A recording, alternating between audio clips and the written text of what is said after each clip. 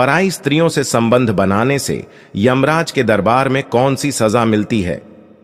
प्रिय दर्शकों, इस वीडियो में हम आपके लिए लेकर के आए हैं गरुड़ पुराण की एक ऐसी जानकारी जिसमें आपको बताया जाएगा कि पराये स्त्रियों से संबंध बनने से यमराज के दरबार में क्या सजा मिलती है। इसके साथ ही आप जानेंगे कि पापी मनुष्य को उनके पूरे कर्मों का क्या क्या सजाएं मिलती है।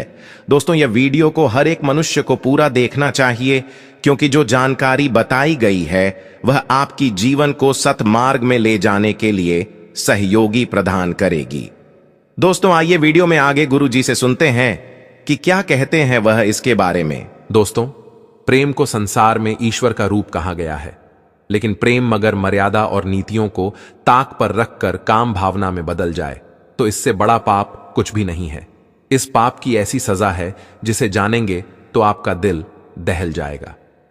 गरुड़ पुराण में कहा गया है कि जो व्यक्ति मर्यादा की रेखा पार करके पर स्त्री अथवा पर पुरुष से संबंध बनाता है, उसके लिए यमराज ने बड़ा ही कठोर दंड निर्धारित किया है।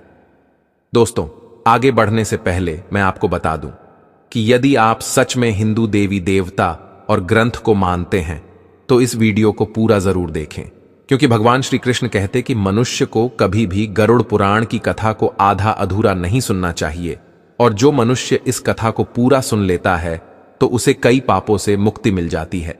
दोस्तों, इस दुनिया का सबसे पुराना धर्म हिंदू सनातन धर्म है। इसके अनुसार माना जाता है कि ब्रह्मा का कर्म है सृष्टि की रचना करना, भगवान विष्णु का कर्म है उसका संचालन करना, और भगवान शिव का कर्म है विनाश करना। वैसे तो हिंदू धर्म में हर धार्मिक ग्रंथों की अपनी एक विशेष महत्ता है, मगर बाद जब गरुड़ पुराण की आती है तो इसकी महत्ता और भी बढ़ जाती है। दरअसल गरुड़ पुराण हिंदू धर्म के प्रसिद्ध धार्मिक ग्रंथों में से एक है। वैष्णव संप्रदाय से संबंधित गरुड़ पुराण सनातन धर्म में मृत्यु के बाद सद्गति प्रदान करने वाला माना जाता है। इसलिए सनातन हिंदू धर्म में मृत्यु के बाद गरुड़ पुराण के सुनने का प्रावधान है। दोस्तों, मृत्यु प्रकृति का अटल सत्य है। जो इस धरती पर आया है उसे एक दिन यहां से जाना ही है। गरुड़ पुराण के अनुसार हमारे कर्मों का फल हमें हमारे जीवन में तो मिलता ही है, परंतु मरने के बाद भी कर्मों का अच्छा बुरा फल मिलता है, क्योंकि गरुड़ पुराण में स्वर्ग और नरक का वर्णन मिलता है। दोस्तों, आपको बता दें कि जो लोग धर्म देवताओं और पितरों का अपमान करते हैं, ऐसे व्यक्ति पापी मूर्छित कहलाते हैं और ये लोग नरक में जाते हैं। नरक में लोगों को अपने अपने कुकर्मों के अनुसार दंडित किया जाता है, और उस नरक को झेलने की अवधि भी उसके किए गए कर्म के अनुसार ही तय होती है। गरुड़ पुराण में कहा गया है कि जो व्यक्ति मर्यादा की रेखा पार करके परस्त्री अथवा पर पुरुष से संबंध बनाता है, उसके लिए यमराज ने बड़ा ही कठोर दंड निर्धारित किया है। ऐसे स्त्री और पुरुष की जीवात्मा को दहकते लोहे के खंभे का आलिंगन करवाया जाता है। इससे जीवात्मा का शरीर जल जाता है। जीवात्मा उस क्षण को याद करके रोता है जब उसने अवैध संबंध बनाया था। इससे भी यमराज के दूतों के हृदय नहीं पिघलता है और बार बार दहकते लौह स्तंभ का आलिंगन करवाते हैं। मनुस्मृति में बताया गया है कि मनुष्य को संयम से काम लेना चाहिए और परस्त्री संबंध से बचना चाहिए। मनुस्मृति में यह भी बताया गया है कि जो व्यक्ति काम भावना के वशीभूत होकर गुरु पत्नी से संबंध जोड़ता है, उसके पर परलोक में उसके सिर पर योनि का चिन्ह बना दिया जाएगा। यह चिन्ह अगले जन्म में व्यक्ति के सिर पर नजर आएगा। अग्निलाल हुई स्त्री की मूर्ति का आलिंगन करना होगा जब तक व्यक्ति को अग्नि शुद्ध नहीं कर देती। ऐसे व्यक्ति के लिए तीसरी सजा यह है कि उसे अपने लिंग और अंडकोश को अपने हाथों से काटकर दक्षिण पश्चिम दिशा में चलना होगा जब तक उसकी मृत्यु नहीं हो जाती है। कुंवारी अथवा अल्पायु कन्या से संबंध की सजा गरुड़ पुराण में बताया गया है कि जो स्त्री अपने पति को छोड़कर दूसरे पुरुषों से संबंध स्थापित करती हैं, उन्हें यमलोक में दहकते लोहे का आलिंगन कराया जाता है। पाप की सजा पूरी होने पर सी स्त्री चमगादड़ छिपकली अथवा दोमुंहा सांप के रूप में जन्म लेती है। जो पुरुष अपने गोत्र की स्त्री से संबंध बनाता है, उसे लकड़बग्घा अथवा सियार के रूप में जन्म लेना पड़ता है। कुंवारी अथवा अल्पायु कन्या से संबंध बनाने वाले को नरक की घोर यातना सहने के बाद अजगर योनि में आकर जन्म लेना पड़ता है। जो व्यक्ति काम भावना से पीड़ित होकर गुरु की पत्नी का मान भंग करता है, ऐसा व्यक्ति वर्षों तक नरक की यातना सहने के बाद गिरगिट की योनि में जन्म लेता है। मित्र के साथ विश्वासघात करके उसकी पत्नी से संबंध बनाने वाले को यमराज गधा की योनि में जन्म देते हैं। जो व्यक्ति दूसरों के धन, स्त्री और पुत्र का अपहरण करता है, उस दुरात्मा को मिस्र नामक नरक में यातना भोगनी पड़ती है। इसमें यमदूत उसे अनेक प्रकार का दंड देते हैं। उन्हें गरुड़ पुराण के अनुसार घोड़ों के द्वारा चलाए जाने वाले हथियार गदा से कुचला जाता है। जो पुरुष किसी के साथ विश्वासघात कर उसकी स्त्री से समागम करता है, उसे अंधता मिश्रा नरक में घोर यातना भोगनी पड़ती है। इस नरक में वह नेत्रहीन हो जाता है। शादी के बाद पति या पत्नी को धोखा देने वाले को अचेत हालत में नरक कुंड में डाल दिया जाता है। दूसरों के परिवार को खत्म करने या दुखी करने वाले को यमदूतों के द्वारा जननांगों पर चोट मारी जाती है। इस नरक में मांस खाने वाले रोहड़ू जीव दूसरे जीवों के प्रति हिंसा करने वाले प्राणियों को पीड़ा देते हैं। दूसरों की संपत्ति हड़पने वाले को जंगली जानवरों से प्रताड़ित किया जाता है। पशु पक्षी आदि जीवों को मारकर पकाने वाला मनुष्य को भी कुंभी पाक नरक में गिरता है। यहां यमदूत उसे गर्म तेल में उबालते हैं। भोजन के लिए मासूम लोगों की जान लेने वाले को यमदूतों के द्वारा गर्म तेल की कड़ाही में तला जाता है। इस सजा को आपने अपरिचित फिल्में में भी देख चुके होंगे।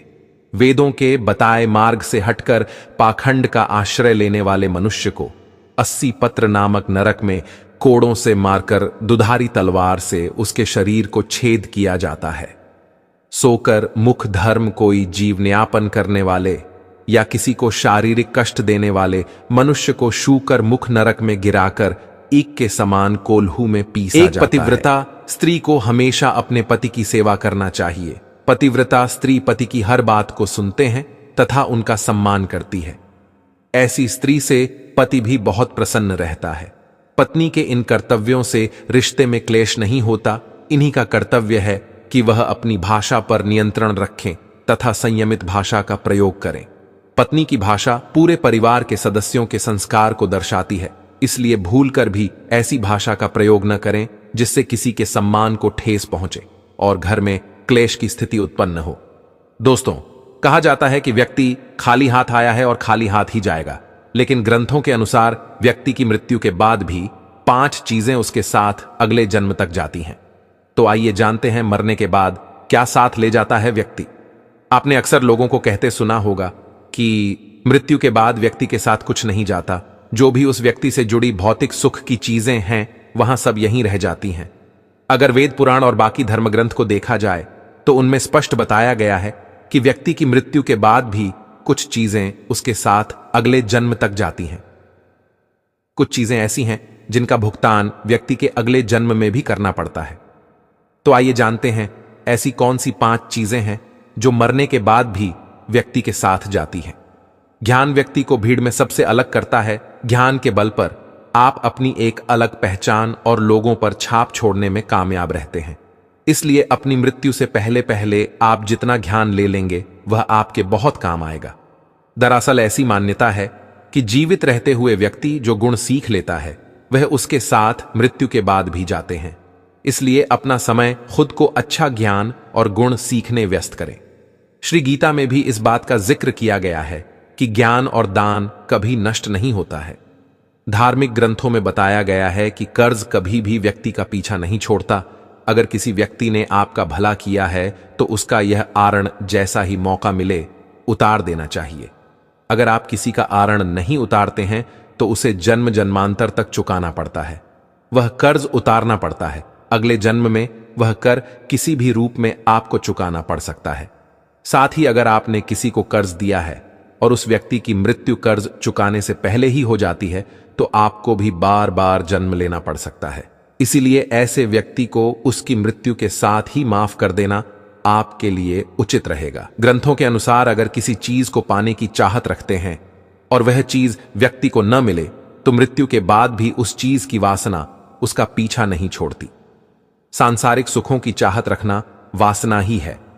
वासना को लेकर विष्णु पुराण में एक कथा भी मौजूद है। जडीडीडीएच भरत को अपने हिरण्य के बच्चे से बहुत प्यार था। उसी के बारे में सोचते हुए उसने प्राण त्याग दिए। अगले जन्म में राजा को खुद हैरान रूप में जन्म लेना पड़ा। इसलिए कामना और वासना को अपने मन में हावी नहीं होने देना चाहिए। साथ ही किसी भी चीज को लेकर अधिक मोह माया नहीं होनी चाहिए। गीता में कहा गया है कि मनुष्य जीवन बिना कर्म के संभव नहीं है। हर पल मनुष्य अच्छे या बुरे कर्म करता है। मृत्यु समीप आने पर व्यक्ति के कर्मों द्वारा ही तय होता है कि उसे परलोक में सुख मिलेगा या दुख के परिणाम से अगले जन्म में अच्छा बुरा फल प्राप्त होता है। कर्म 7 जन्मों तक व्यक्ति का पीछा नहीं छोड़ते हैं। इसका एक उदाहरण महाभारत में भी मौजूद है। बाणों की शैया पर लेटे हुए भीष्म को भगवान कृष्ण से जब भीष्म वे पूछा कि मुझे ऐसी मृत्यु क्यों मिली, तो भगवान कृष्ण ने उन्हें 7 जन्म पहले की घटना याद दिलाई। 7 जन्म पहले भीष्म ने एक अधमरे सांप को उठाकर नागफनी के कांटों पर फेंक दिया था। इसी कर्म के कारण उसे बनों की शैया प्राप्त हुआ।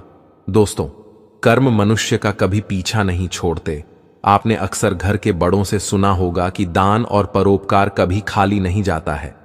इसका जिक्र शास्त्रों में भी किया गया है।